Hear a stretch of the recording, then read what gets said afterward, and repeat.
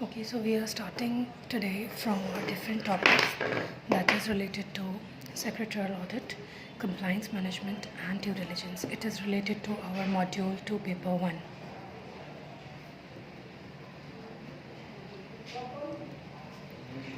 Paper number 5th basically, and if you go to examination, it is paper number 2. Okay, so now there is chapter number 1 that is related to secretarial audit and secretarial standards.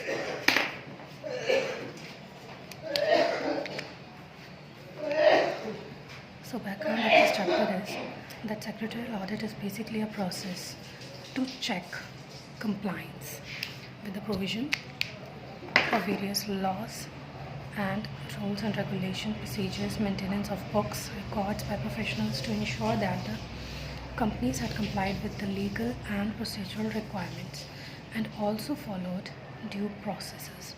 It is essentially a mechanism to monitor compliance. It is basically a mechanism to monitor compliance with the requirement of stated laws and process.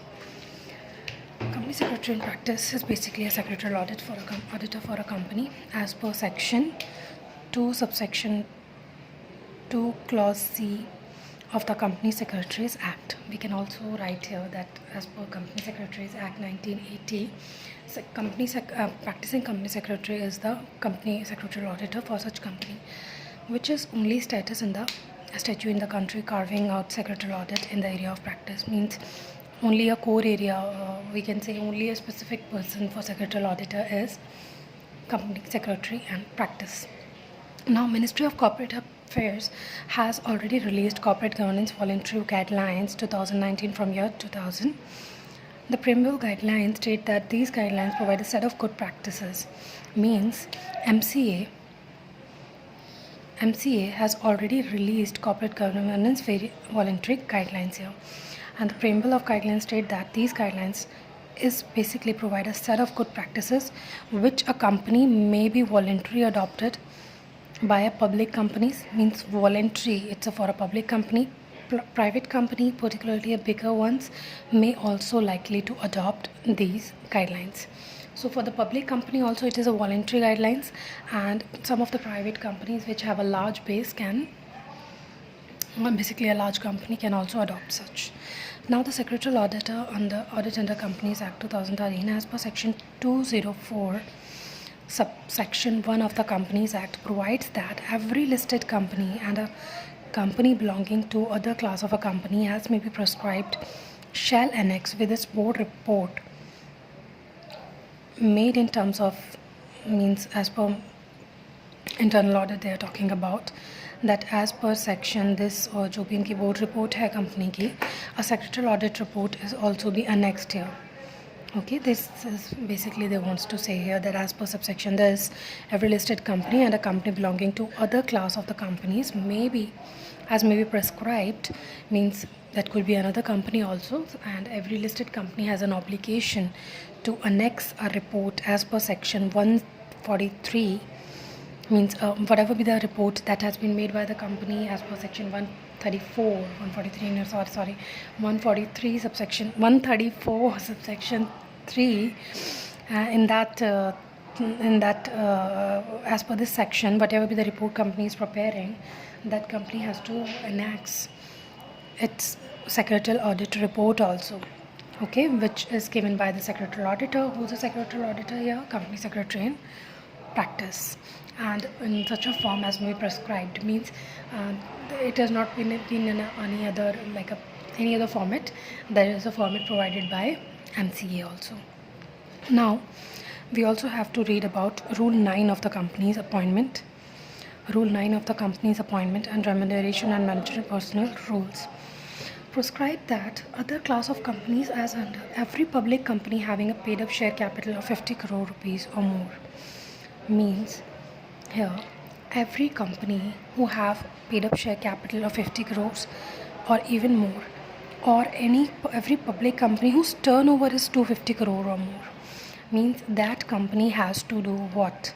That company has to do secretarial audit. So there is a paid up share capital of 50 and 250 crore is turnover. And we also heard this thing in our previous topics that 50-25, okay, 50 and 250. So every first the said rules provided format, and the company is required to submit secretarial audit report annexed A in form MR3. So we can also hear that annexure A in form MR3 is for the secretarial audit. Now, what is the need for secretarial audit? Why we have introduced such complex process in India? So complexity of laws. There are various laws: company law, competition law, economic law, security and market law, consumer protection law, industrial and labor law, pollution control law, FEMA, foreign exchange, FCRA. There are various laws which are applicable to any company. Okay. So which implementation is required through audit to check their compliance. Okay. Otherwise would be resulted in various punitive action. Means what they want to say here, that company needs to follow various laws, and if they do have a secretarial audit, then there is a lesser chances that any provision is not adopted or not followed by such company. So company can save itself from any punitive action which can be taken against such law. So mismanagement and misuse of public funds by several companies. Okay, ensure means it can prevent company from misuse of public funds, means there are proper clarity that where the fund is being used by such company. Also ensure effective enforcement of laws, and to avoid violation of statutory compliances, and also has to avoid of various statutory compliances. Violation of I was wondering what I just said. Avoid violation, not just statutory. We have to follow statutory compliances. Now we have to avoid the violation of such acts. Now, okay, just read it once. That clause 49 of the listing agreement say that the board shall periodically review compliance report and all applicable laws to the company. Means it's an obligation to the board also to review the compliance report and all laws applicable to the company prepared by the company, as well as steps taken by the company to rectify instance of non-compliance. Therefore, all listed companies require a system of reporting to the board compliance with laws applicable to them. Hence, a legal compliance reporting system is necessary. So basically, it provides a legal compliance system. It's also as per the law. It is necessary as per clause 49. Although we don't have to write in that much in detail, but we can say that board have a responsibility to check out that what all the laws are applicable. Also have to check the reports under for which it is necessary for a company to prepare and also it is necessary for a company to have a legal compliance reporting system. Okay. Now the effective tool to boost confidence amongst director, promoter, KMP. So it is a tool which can boost confidence, and basically for the higher management, who directors, promoters, KMP. So secretarial audit is an effective tool for corporate compliance management. So there could be a chance that a statement can come that secretarial audit is an effective tool for corporate compliance management. Comment. So we have to write it down that it is important as per the company provision also. It provides a legal compliance reporting system. It affects the it boosts confidence amongst the director, and it can have a proper data that where the public funds is being used, and ensure the enforcement of law, and various other laws are applicable to such company. It can prevent a company from any punitive actions. So we all these things we have to write here. So so we can say now that secretarial audit is an effective tool of corporate compliance management. It helps ensure timely corrective measure when non-compliance is detected. if any non-compliance is detected, then company needs to cover that. Now, what are the beneficiaries here? Beneficiaries of secretarial auditor could be a promoter, that is, affairs of the company regulated in accordance with the requirement of laws. Management and KMP perform the delegate duties and responsibility competently, effectively, and efficiently. Now, the directors and non-executive directors are also here. So directors not in charge to the day-to-day management are not likely to be exposed to the penal. Basically, they're talking about the independent director, who is not a whole-time or executive director here. So government authorities, regulators, government is also a part of here. Reduce burden of law enforcement authorities and enhance governance and level of compliance. Investors, definitely part of it, because investors have reliability that the company's affairs are conducted according to the applicable legal compliances. And other stakeholders, we could say the financial institutions, banks, and they can check that company is credible. So creditors, consumer, unable to measure the law-abiding nature of the company's management, means then they could give them loan and other things. So now the scope of secretarial audit. What is the scope of secretarial audit? It is very important here. So the scope of secretarial audit is, scope of reporting is broad, very broad. And company secretary in practice has to ensure compliance of various statutory provision in addition to secretarial standards issued by the ICSI. Means secretarial auditor has to go beyond which is being specified by the ICSI. Means out of the box जाके काम करना. It's a very broad concept and has to ensure compliance of various statutory provision, not just the letter, not in the letter only. Now the Companies Act 2013 rules made there under listing agreement. So what they need to check? Companies Act, also whatever the rules, regulation we can also say.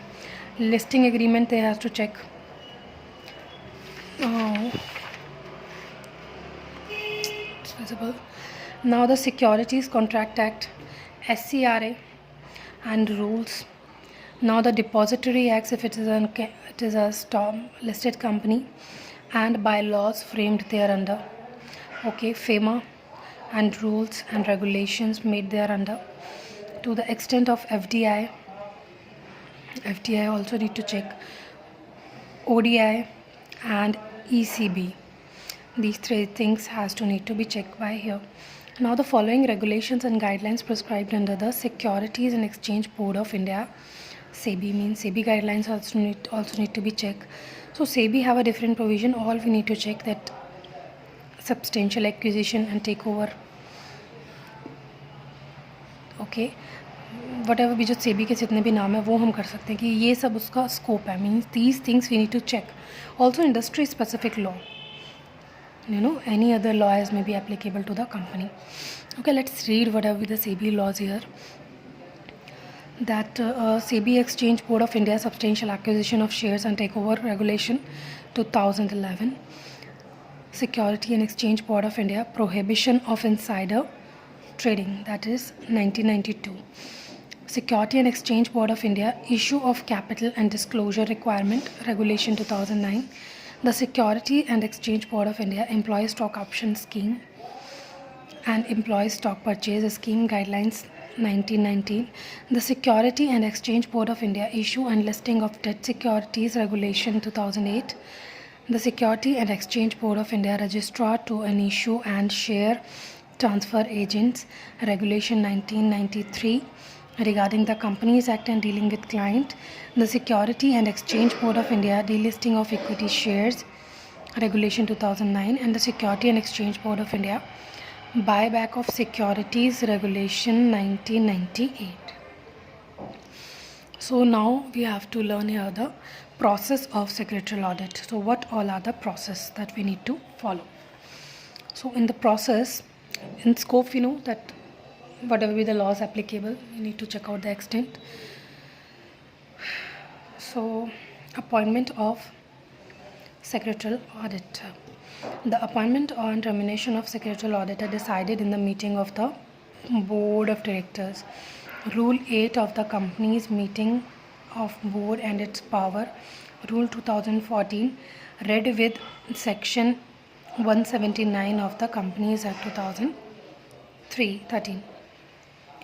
So here we need to check out the appointment and remuneration of secretarial auditor, that is to be decided in the board meeting, and Rule 8 of the company's meeting of boards and its power, Rule 2014 also. We have to check out the section 179. Now second is communication to earlier incumbent. Means we have to check out that whenever a new secretarial auditor is appointed in place of existing secretarial audit, he should communicate his appointment to the earlier incumbent by writing by registered speed post कि भाई मैं आ गया हूँ तुम्हारी जगह पे. Now assignment. A letter of engagement may be issued by the company to the secretarial auditor. Means a letter of engagement may be issued by the company. Letter of engagement may be issued by the company to the secretarial auditor, and secretarial auditor may accept. Means it could be a proper engagement letter. After the formal acceptance, the secretarial audit shall commence audit. Means before that it is not allowed to do so. Now the secretarial auditor shall examine various documents, conduct meetings with seniors and with KMP, and findings shall discussed with the management. Means whatever be the finding of him, then it could be discussed with the management. Now the submission of secretarial audit report. Means how that could be submitted. Now the secretarial audit report shall be submitted in prescribed format, MR33. Means it is basically an annexure, so prescribed format. Now the report of the board of director prepared under section 134 subsection 3 of the act shall include explanation or comments by the board on every qualification, reservation or adverse remark or disclaimer made by the company secretary in practice in his secretarial audit report. Basically secretarial auditor ने जो भी remark दिया है, जो भी adverse remark दिया है, जो भी क्वालिफिकेशन रिजर्वेशन दिया है, that has to be means that director has to prepare shall include explanation or comment by the board. Means board has to comment on such report.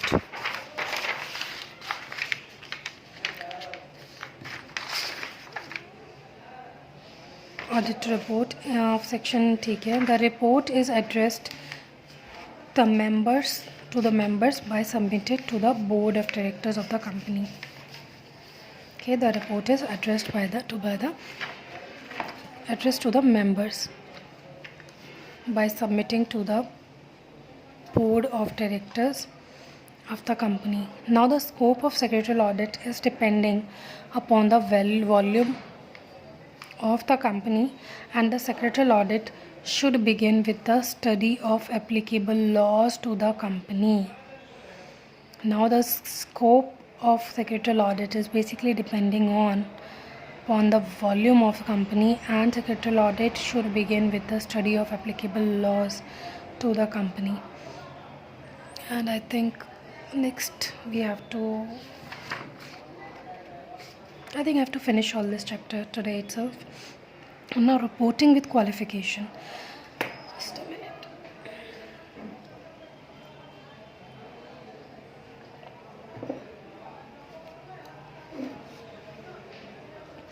The qualification, reservation or adverse remark, if any, shall be stated by the secretarial auditor at the relevant place in his report.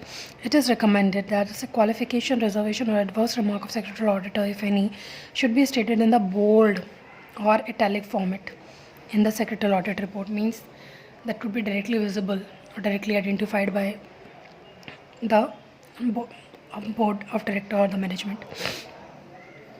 If the secretarial auditor is unable to form an opinion on any matter, he shall state that he is unable to form an opinion. नहीं, कोई opinion नहीं आ सकता. On the matter and the reason thereof, and what are the reason कि management ने काम नहीं किया है, प्रॉपर डेटा अवेलेबल नहीं है, what all are the causes for which he won't be able to form a opinion. If the scope of work is required to be performed is restricted on account of limitation imposed by the company, on account of the circumstantial limitation like certain books or papers are being custodied by another person, government authority, the report shall indicate such limitation.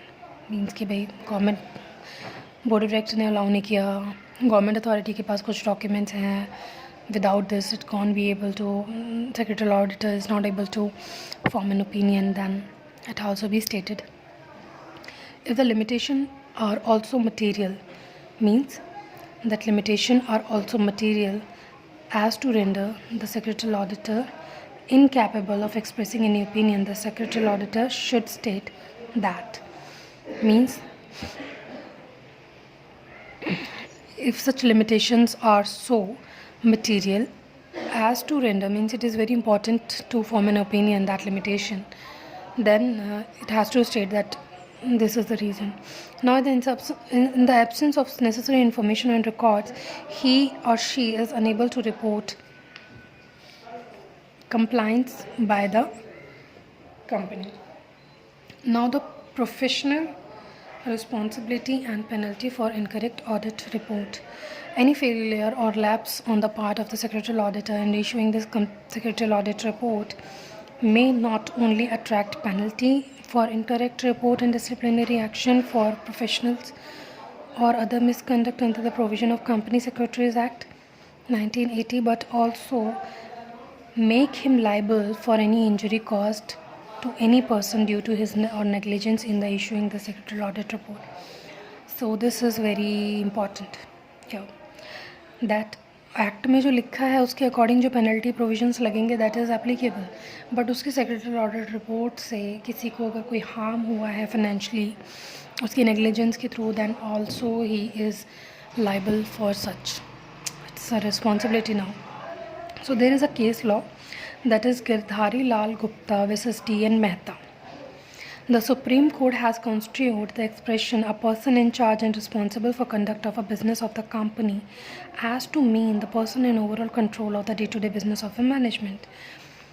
Now the ruling has been followed a number of consequent decisions by KMP. Section 2 subsection 51 of the Companies Act for company offences, besides the Companies Act 2013, Section 447 and Section 448 cast harsh penalty for false statements and fraud respectively.